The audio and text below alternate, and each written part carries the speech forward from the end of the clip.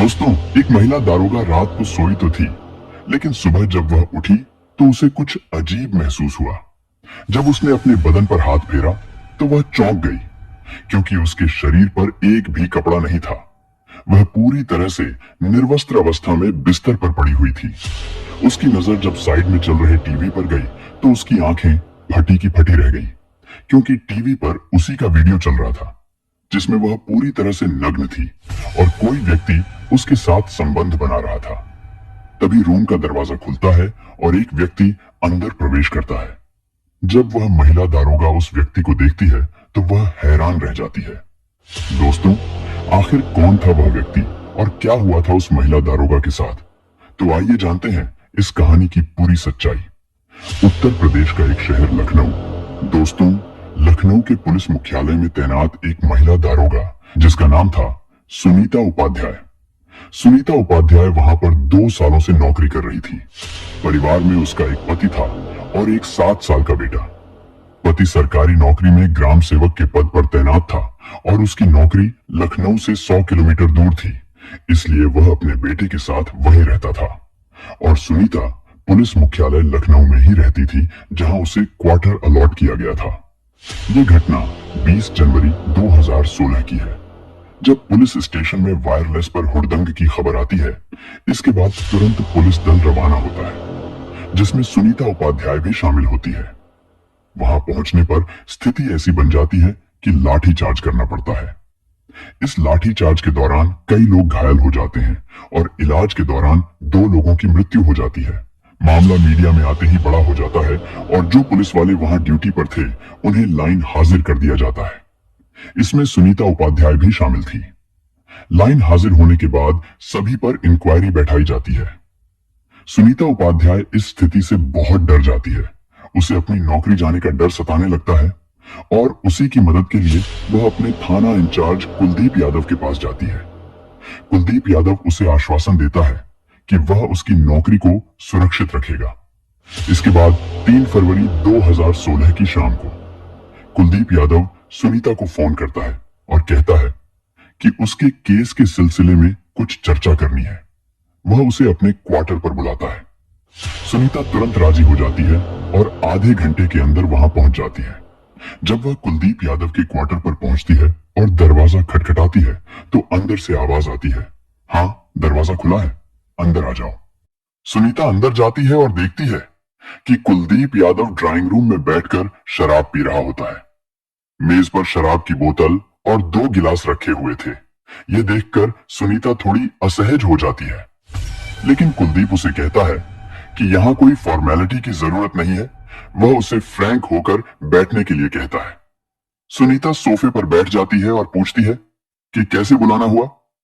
इस पर कुलदीप कहता है कि उसने ऊपर बात कर ली है और उसे टेंशन लेने की जरूरत नहीं है और अब उसकी नौकरी सुरक्षित रहेगी। सुनीता उसे धन्यवाद कहती है। इसी दौरान कुलदीप उसके लिए भी गिलास में शराब डालकर उसे देने की पेशकश करता है। इस पर सुनीता संकोच करती है कि वो शराब नहीं पी सकती, लेकिन कुलदीप उस पर जोर डालता है और कहता है, पुलिस महकमे में 80-100% लोग शराब पीते ही हैं।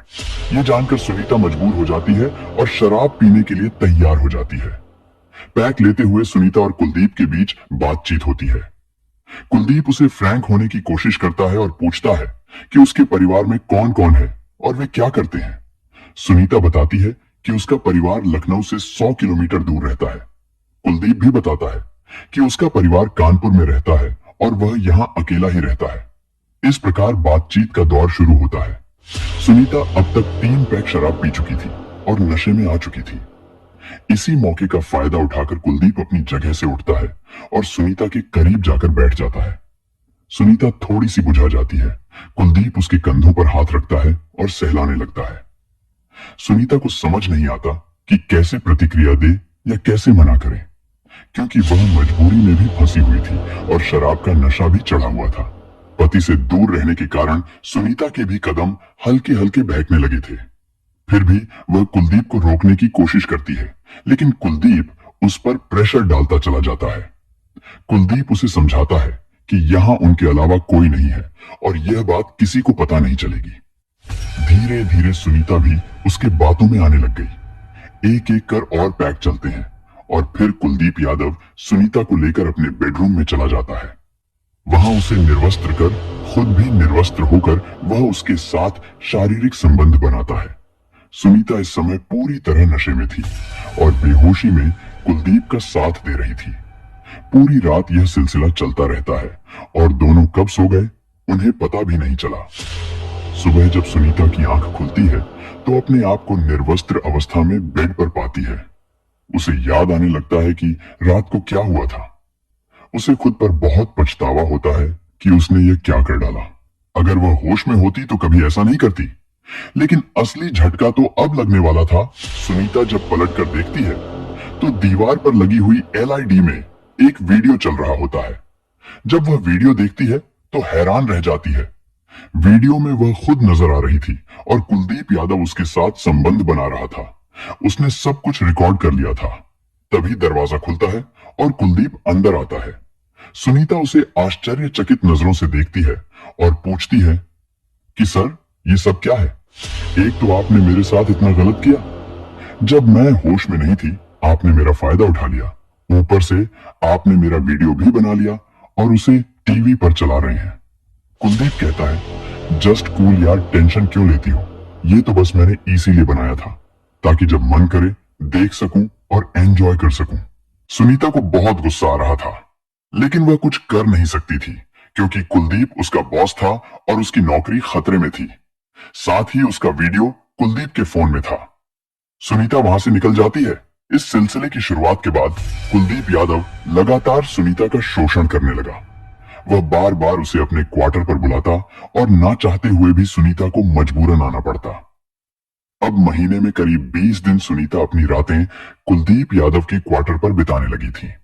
कुलदीप उसका जमकर शोषण कर रहा था। एक रात जब सुनीता कुलदीप की बाहों में होती है और वह उसके साथ संबंध बना रहा होता है तो वह सुनीता से कहता है कि सुनीता, मैंने तुम्हारे बारे में ऊपर की अधिकारी से बात कर ली है। वे तुम्हारी फाइल क्लियर करने के लिए तैयार है लेकिन एक शर्त रखी है। अगर तुम वह शर्त पूरी कर देती हो तो तुम्हारी नौकरी का खतरा टल जाएगा। सुनीता पूछती है, सर कितने पैसे देने होंगे? कुलदीप हंसता है और कहता है, पैसे? तुम्हें पैसे देने की क्या जरूरत है? सुनीता, तुम्हारे पास तो ऐसा अनमोल खजाना है कि लोग खुद तुम्हें पैसे देंगे।